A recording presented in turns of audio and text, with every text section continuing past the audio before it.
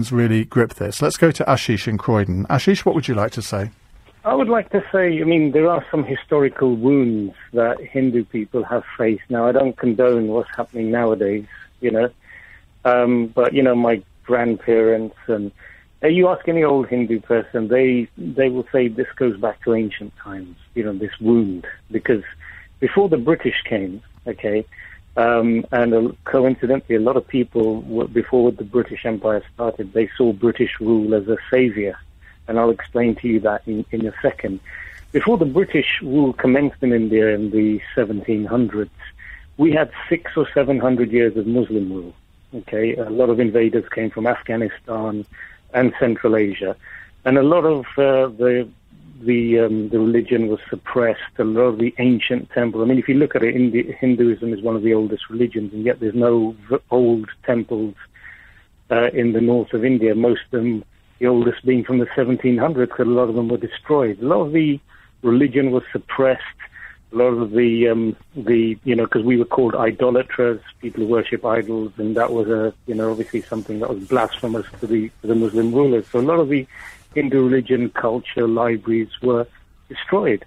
Then when the British came, people were thinking, well, how come there isn't a mass rising against the British?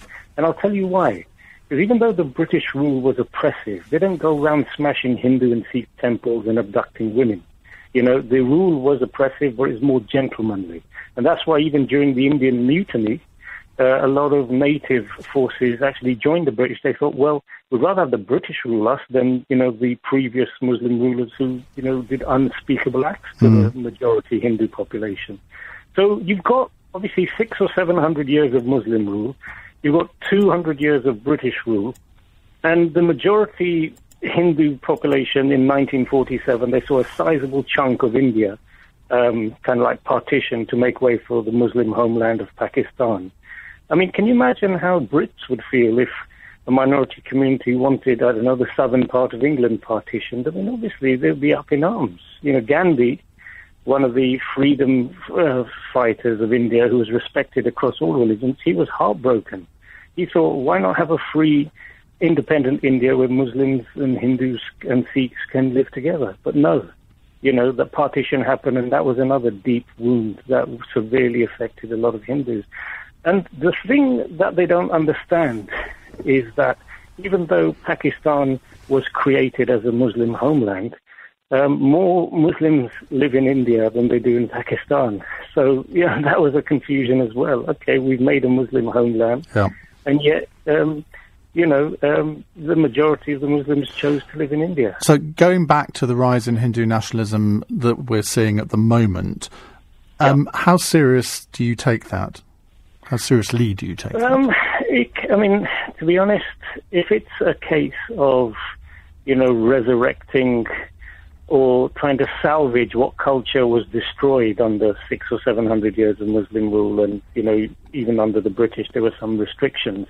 If it's a case of a salvaging of culture, salvaging of religion, then, I'm all for it. But when you've got, obviously, violence against people of minorities and, people of other castes, I get scared. At the end of the day, I'm a student of Indian history. I feel, what happened. Even though I was born in the UK, I didn't go to India till I was 26. But, I feel there is that wound that is still there, and that sometimes comes up as anger. I mean, if you think about it, if you look at India's neighbors, you've got Pakistan, Afghanistan, Iran. India is one of the few countries bordering the Middle East that remained majority non-Muslim. All the countries around it were converted. Afghanistan was a Buddhist country that was converted. Pakistan, as you know, Iran. India is one of the few, the only place bordering the Middle East where the majority of the population still practice a non-Muslim faith, and part of that was due to the resistance. I mean, you've heard of the Sikhs. The Sikhs rose up in the 15 and 1600s when there were forced conversions and, the attempt to Islamicize India. The brave Sikhs, they rose up and they fought against the Muslim rulers, and they were admired so much that even the British incorporated them into the army. So there's a big, long history of suffering, of genocide, of partition. And, we hear about Kashmir, right?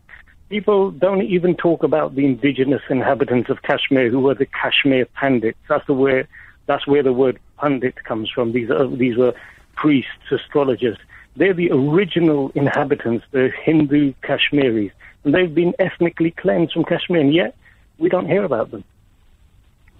Well, Ashish, we didn't invite you on as a guest. You called into the programme. I'm really glad you did, because you've, I think, educated us hugely over the last few minutes. So we thank you for that.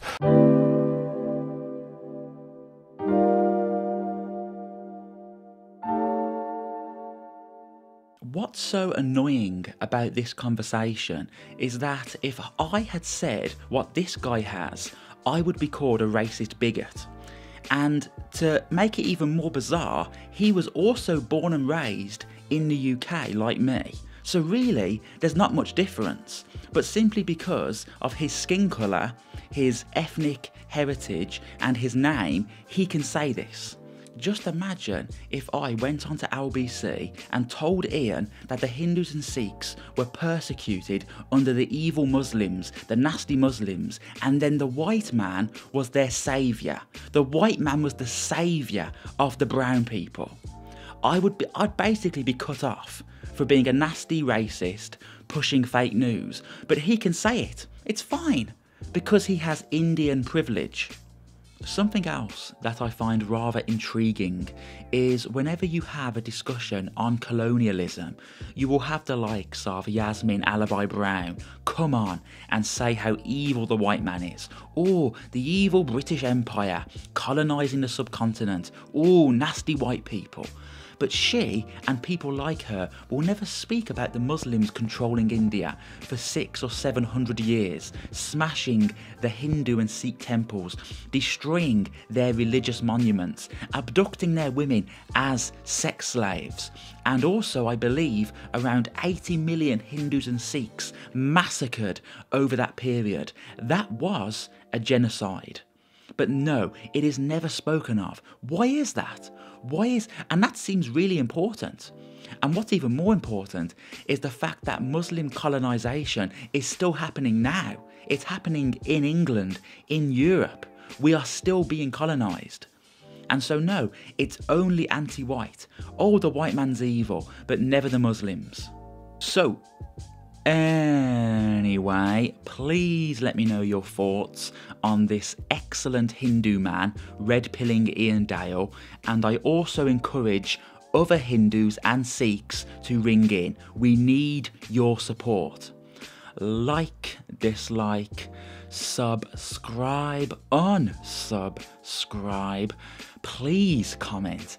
Ilu Sassoon. Peace out.